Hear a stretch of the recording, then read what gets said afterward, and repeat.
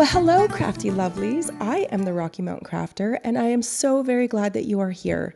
Today, I am using Syberia products to make a shaker card, and I'm starting with the Broquet balloon stencil. So I have the balloon masks laid out here in the format that I want, and I'm just taping them together so that they don't move. And then I'm going to take two panels that are 5.25 by 4.25, and I am tracing on the outline of one of them, and then I am going to put the stencil over top and start using those inks to stencil. And the ink colors that I'm using, the blue is All That Jazz, and these are Catherine Pooler inks. And I'm just going in with my blending brush. And I have this sped up for you because it does take a little bit of time, but you guys know how to blend. I don't need to show you that in slow motion. And then I'm using the stencil on the next biggest balloon, and that color is Be Mine, also a Catherine Pooler color. Again, just using the blending brush to blend. And I have no technique to my blending. I'm just blending however I think it looks good. But I'm being sure to blend the blue and the pink first and the yellow in the middle because I want those colors that cross. I want to get that green and that tiny bit of orange. And the yellow that I'm using is called Limoncello. And then I'm putting this panel into my stamping press, and I'm putting two-way glue on the top and then picking that stencil up with the other piece of paper so that I can draw around it. And then I'm going to cut it out with an X-Acto knife because there is no die cut for this stencil. And some of you might say, oh, that sounds terrible and awful. But no, really, it went really quick because there are so many curved and smooth lines to this. It was a little bit tiny bit tedious around the bottoms of the balloons, but it really wasn't terrible. So here I have my magnetic platform, but on the other side of that is a self-healing mat, and so I'm just going to use that along with the X-Acto knife. Now, this isn't exactly an X-Acto knife. This is more like a box cutter, and I do have an X-Acto knife in my sewing supplies, but I haven't unpacked them yet after having moved a while ago.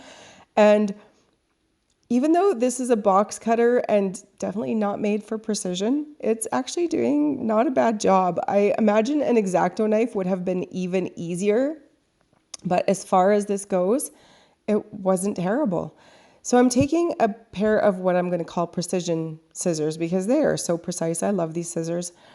And I am just cutting out my lines of the X-Acto knife. It didn't go all the way through in some spots. And also because these are precision scissors, I'm able to clean up those cuts a little bit. You know how you can kind of get the non-uniform look of X-Acto knife, like very edgy in some spots? But that's okay because besides my scissors cleaning it up, I was able to take my mono eraser and also clean the edge up. Here I'm just erasing the pencil lines that were on this blended balloon background. And now I'm just checking to see how the fit is. And actually, look at that. That looks really good. Now it's time to do the strings. So I'm taking a smaller blending brush and just some Memento ink, and I'm just going in very quickly doing those balloon strings. And they are on that same stencil by Syberia Designs. And those were very easy to do. I also like the blended look, like it's not a uniform black all the way around. You get some gray in there too. And this is the Birthday Wish hot foil plate, also by Syberia Designs. And I've pulled the words happy and birthday from this set and putting that into my Go Press foil. And the color of foil that I'm using is called Sparkle. And it's so pretty, you guys. It's like this luminescent rainbow shattered glass. It's gorgeous. And I'm just putting that over top of those words. Now, I did do this twice. The first time, you know what? More often than not, it doesn't work out for me the first time. There's always a spot that's blotchy. And I think I just don't leave it in there long enough, even though the light goes green. I think I really need to heat it up. So this was the second time I did it. So there you saw me put it through my die cut machine, and I'm just letting it cool off, waving it around, getting it to cool off. Look at that beautiful sparkle. It's just gorgeous. And so I have the words in there, happy and birthday, and I'm peeling it off very, very slowly. I want to make sure that I'm not going to pull it off. You can see there where it was splotchy. So this side is absolutely perfect. So now I'm going to take the matching die cut that comes with this set, and it's called the Birthday Wish die set. And I'm putting on some mint tape and going to run that through my die cut machine off camera. And here we have those beautiful words, happy and birthday. Look at that. It's just gorgeous. So with the word happy, it actually didn't cut it out. I am going to hand bomb that because it's just so small and so easy to do it by hand that that's what I chose to do. And I'm just laying this out just to get an idea, a feel for what it's going to look like. Here I have some acetate, and I'm cutting that down to size. So I only need the acetate panel to cover the whole of the balloons, like where the hole is. So I don't need it the whole length of the card. So I'm just sizing out and cutting, custom cutting the size to cover the balloons. And I put that in my paper trimmer by We Are Memory Keepers and peel off the two protective layers. There's one on each side of this acetate to keep it clean and clear. And with my two-way ATG tape gun, I am just putting tape all around the back of that panel.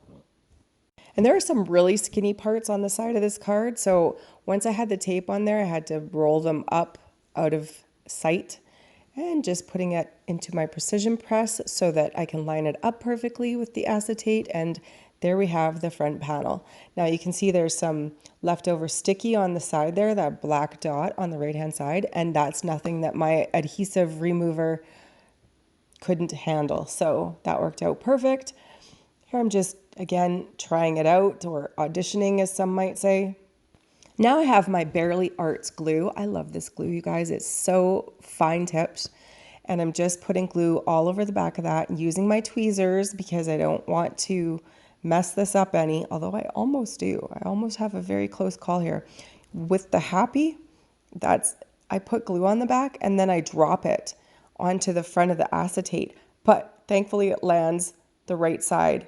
See? Because if it had landed with the glue on the acetate, that'd be a big mess to clean up. So now it's time for the 3D foam tape. And I'm using 3D foam tape by scrapbook.com. I love this stuff, you guys. It is so thin. And the trick here is to take both of the adhesive layers off. So when you peel it off, that's one of the adhesive sides layers, like the sticky gone. And there I've peeled off the second piece.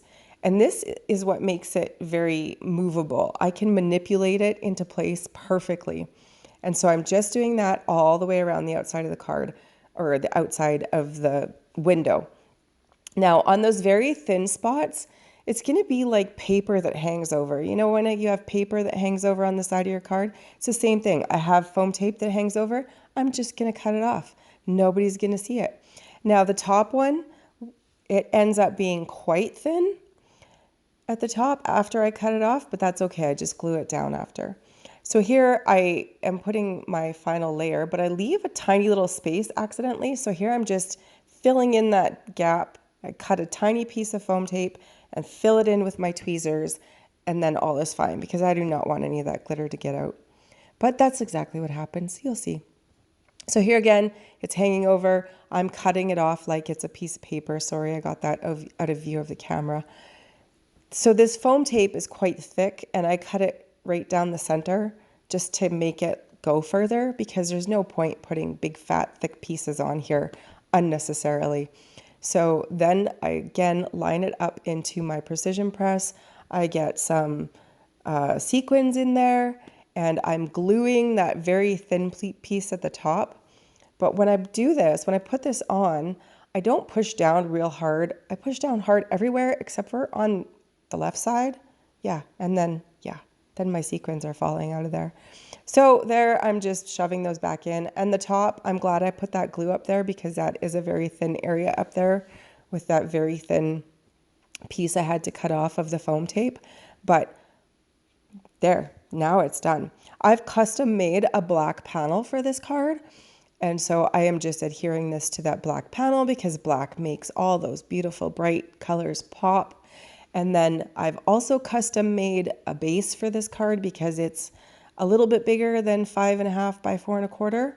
So I've custom made the base and I'm just gluing my panel right onto that card base. And you guys, that is this card done. And it turns out so fun. I love these bright colors. I love that iridescent holographic shattered glass look of that foil. It's just beautiful.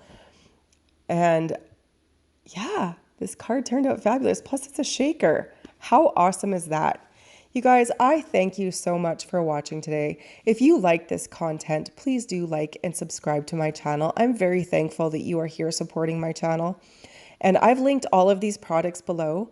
You can find me on Facebook, Instagram, YouTube, and on my blog as therockymountancrafter.com. Thank you so much. Take care and have a lovely week. Bye-bye.